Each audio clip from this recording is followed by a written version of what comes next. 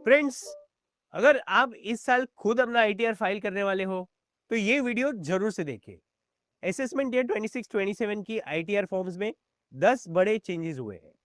इनमें से एक भी मिस हुआ तो या तो आपका रिफंड अटक जाएगा या वर्स इनकम टैक्स नोटिस आ सकता है। आज पूरी लिस्ट देखते हैं, fully decoded, step by step. Hello friends, मैं हूं सी राज मेहता और आप देख रहे हैं नानीमा फिज्डम। यहाँ हम पर्सनल फाइनेंस और टैक्स की बातें करते हैं, जार्गन के बिना, सीधी बात, नो बकवास। आज का वीडियो जरूर बुकमार्क कीजिए क्योंकि 31 जुलाई तक ये पूरी चेकलिस्ट आपके काम आने वाली है। और अगर आपको ये कंटेंट यूजफुल लगे तो चैनल को सब्सक्राइब करना ना भूलें और बेल आइकन जरूर दबाइए ताकि हर नया अपडेट आप तक सबसे पहले पहुंचे। तो चलिए शुरू करते हैं। Change number 1, new tax regime अब भी डिफॉल्ट है। यानी अगर आपने कुछ नहीं किया, आपका ITR by default new regime में फाइल हो जाएगा। सैलरीड लोगों के लिए गुड न्यूज है, आप हर साल आईटीआर में स्विच कर सकते हो। लेकिन अगर आप बिजनेस या प्रोफेशनल इनकम वाले हो तो स्विच करने के रूल्स सेपरेट है। उस पे चेंज नंबर 7 में हम और डिटेल में बात करेंगे। एक लाइन याद रखिए, अगर आप कुछ नहीं करोगे तो न्यू रिजिम ही लगेगा। चेंज नंबर 2, और ये सबसे बड़ा चेंज है, सेक्शन 87 ए का रिबेट अब 60,000 हो गया है। इसका मतलब न्यू टैक्स रिजिम में अगर आपकी टैक्सेबल इनकम 12 लाख तक है तो टैक्स जीरो है। सैलरी लोगों के लिए स्टैंडर्ड डिडक्शन 75,000 अलग से मिलता है, तो इफेक्टिव टैक्स फ्री लिमिट हो जाती है 12,75,000। लेकिन ये क्रिटिकल है, ये rebate short term capital gain और लॉन्ग टर्म कैपिटल गेन पे नहीं मिलता। यानी सेक्शन 111 ए की शॉर्ट टर्म कैपिटल गेन्स और सेक्शन 112 ए की लॉन्ग टर्म कैपिटल गेन्स, उस पे रिबेट अप्लाई नहीं होता। अगर आपने शेयर्स या इक्विटी म्यूचुअल फंड्स बेच के गेन्स कमाए हैं, उस पोर्शन पे फुल टैक्स लगेगा रिगार्डलेस ऑफ टोटल इनकम। ये पॉइंट बहुत सारे क्रिएटर्स मिस कर देते हैं। Change number 3, standard deduction. New regime में 75,000 है, ओल्ड रिजिम में ये 50,000 था। पेंशनर्स के लिए फैमिली पेंशन डिडक्शन भी 15,000 से बढ़ाकर 25,000 कर दी गई है। अगर आप रिटायर्ड हो और फैमिली पेंशन आती है तो ये आपके काम की चीज़ है। एक एक्शन पॉइंट है यहाँ पे, अपना फॉर्म नंबर 16 देखिए और कंफर्म करिए कि एम्प्लॉयर ने सही से स्टैंडर्ड डिडक्शन अप्लाई किया है या नहीं। चेंज नंबर 4, शेड्यूल एल का थ्रेशोल्ड बदल गया है। पहले अगर आपकी टोटल इनकम 50 लाख से ज्यादा थी तो आपको अपने एसेट्स और लायबिलिटीज डिस्क्लोज करने पड़ते थे। अब ये लिमिट बढ़ के 1 करोड़ हो गई है। अपर मिडिल क्लास और एचएनआई के लिए ये ह्यूज रिलीफ है। अब 50 लाख से 1 करोड़ के बीच वाले लोगों को अपनी गाड़ी, ज्वेलरी, प्रॉपर्टी, ये सब डिस्क्लोज करने की जरूरत नहीं है।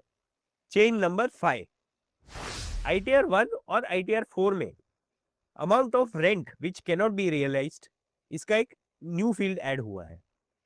अगर आप प्रॉपर्टी से रेंट कमाते हो और टेनेंट ने रेंट नहीं दिया, अब आप उस अनरियलाइज्ड रेंट को प्रॉपर्ली डिस्क्लोज कर सकते हो।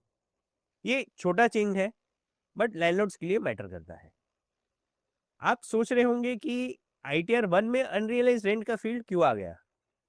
क्योंकि अब इनकम टैक्स डिपार्टमेंट ने सैलरीड मिडिल क्लास को बड़ी राहत दी है। अगर आपके पास 2 घर है तो भी आपको कॉम्प्लेक्स आईटीआर 2 भरने की जरूरत नहीं है। आप आईटीआर 1 या आईटीआर 4 फाइल कर सकते हैं। चेंज नंबर 6, कैपिटल गेन्स के पुराने फील्ड्स हटा दिए गए हैं। याद है 23 जुलाई 2024 तक listed equity short term capital gain पे टैक्स 15% लगता था, एलटीसीजी पे 10%।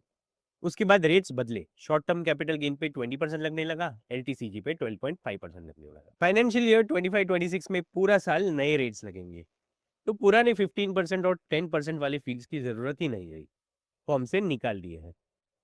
इसका मतलब अगर आप इस साल शेयर या म्यूचुअल फंड बेच के गेन्स रिपोर्ट कर रहे हो तो ध्यान रखना, गेन की होल्डिंग पीरियड सही से कैलकुलेट करना और रेट नहीं लगाना। Chain number 7, form 10 IEA.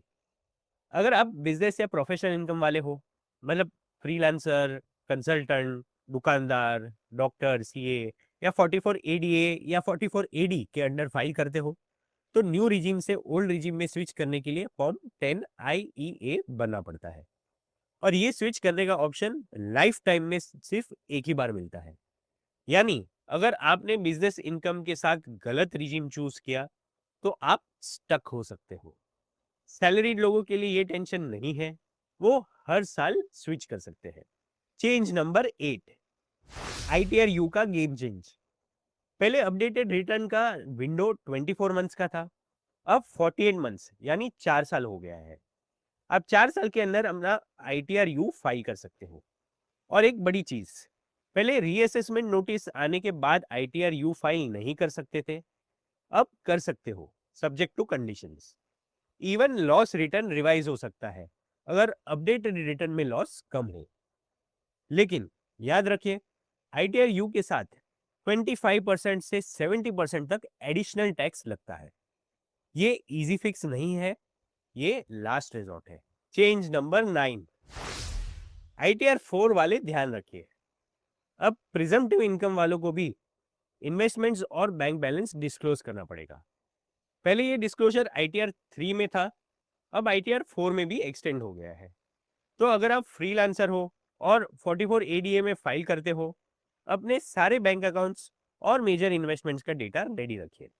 और आखिरी चेंज, चेंज नंबर 10, AIS और TIS का डेटा अब पहले से ज्यादा डिटेल्ड होगा, प्रीफिल्ड होगा।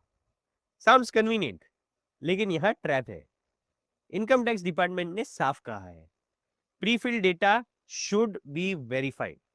यानी अगर AIS में कुछ गलत डेटा आया और आपने ब्लाइंडली एक्सेप्ट कर लिया तो नोटिस आपके नाम आएगा, not the banks, not the brokers. मैंने पहले एक वीडियो बनाया था 26AS, AIS, TIS कैसे डाउनलोड करें, इसकी लिंक मैं डिस्क्रिप्शन में दे दूंगा। आज का पॉइंट, ब्लाइंड एक्सेप्टेंस मत करना। तो चलिए जल्दी से रिकैप कर लेते हैं। न्यू रिजिम डिफॉल्ट है, 87A रिबेट 60,000 है but not on capital gains. Standard deduction 75,000 है। शेड्यूल AL अब 1 करोड़ से है। अनरियलाइज रेंट फील्ड ऐड हुई है। Old capital gains rates have gone away. Non salaried के लिए फॉर्म 10IEA लाइफ टाइम के लिए लॉक हो जाएगा। ITR-U के लिए अब 4 ईयर विंडो है। ITR-4 में बैंक डिटेल्स डिस्क्लोजर देना होगा और AIS डेटा जरूर वेरीफाई करें। फ्रेंड्स, अगर आपको ये वीडियो यूजफुल लगी हो तो लाइक बटन जरूर दबाइए और चैनल को सब्सक्राइब करना ना भूलें। और कमेंट्स में बताइए आप कौन सी ITR फाइल करने वाले हो, ITR-1, 2, 3 या 4। मैं पर्सनली रिप्लाई करूंगा। और अगर आपको अपने म्यूचुअल फंड पोर्टफोलियो पे गाइडेंस चाहिए तो मुझसे कनेक्ट कर सकते हैं। डिस्क्रिप्शन में मैं मेरी कॉन्टैक्ट डिटेल्स दे दूंगा। मिलते हैं अगले वीडियो में, तब तक के लिए stay informed, stay invested. That's all for today friends, thanks for watching.